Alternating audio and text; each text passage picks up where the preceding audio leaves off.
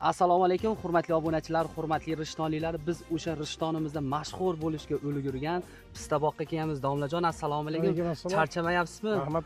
Ushbu bog' necha gektar, qanaqa bir rishtonliklarga ma'lumotini bersangiz, domlajon. Biz 162 gektarga pista qilganmiz. Mana Eronda xandon pistalari mana shu 4-yili belki ekilganiga mana hozir meva kirdi. Mana nishonada bu. Hozir 218 ming dona ko'chat ekkanmiz. Ushbu joyga.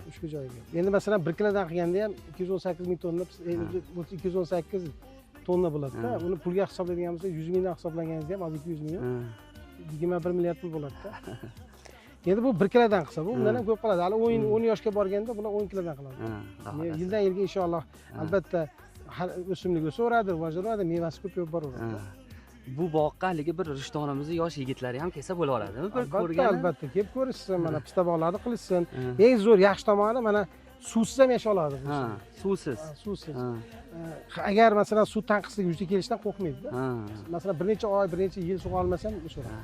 Domlajon, avvalo e'tibori uchun rahmat. O'sha Rishtonda hamma o'sha Gazprom tepasida domlajon shu unaqa pista bog' qilishgan ekan, o'shanga hokimiyat bilan birgalikda kelib avzor qilyapmiz. Avvalo rahmat domla sizga. Salomat bo'ling.